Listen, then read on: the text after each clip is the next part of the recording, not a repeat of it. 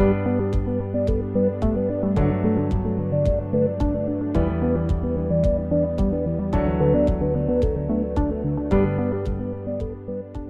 at Huss Brewing Company, craft beer lovers like you and me come to enjoy fresh beer brewed right there. This beer draws its influence from the Southwest as well as around the world. Most of us will come here and enjoy a great time, but a few of us will wake up tomorrow morning wondering what hit us. Both experiences can be summed up with three little letters: A, B, and V. Alcohol by volume. I'm Jeremy Storton. I'm an advanced Cicerone and the host of the Good Beer Matters podcast.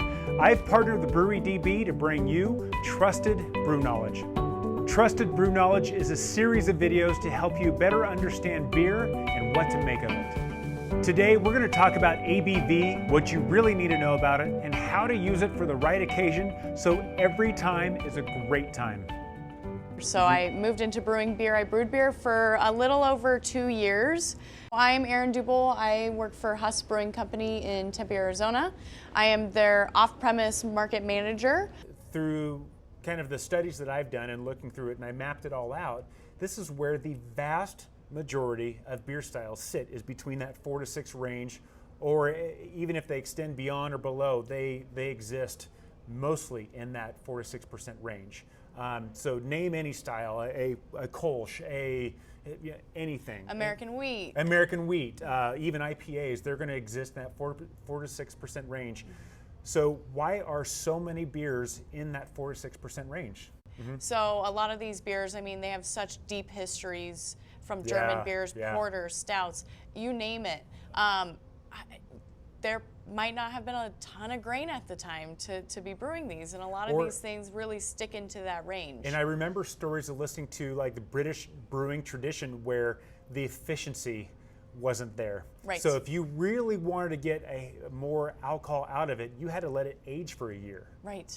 And we don't have time for that. And we don't have time for that because we want to sell this beer.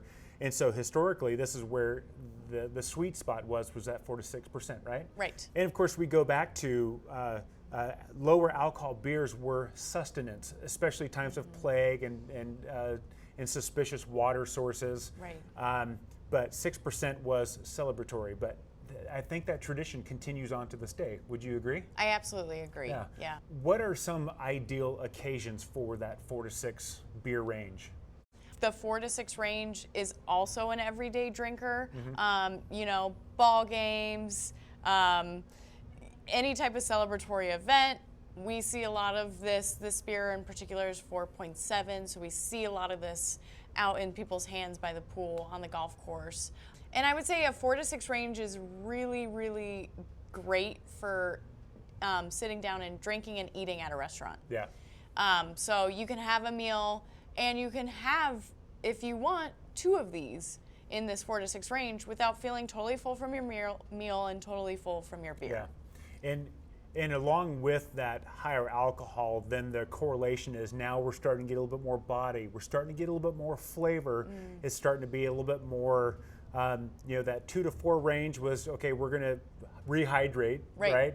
But 4 to 6 is now we really want to enjoy this, especially with a meal. Right, and you get depth out of it. So that it's just so easy to pair any of these type of beers with a nice meal. Yeah, and I think that's another reason why that 4 to 6% ABV is a sweet spot, besides the historical reasons.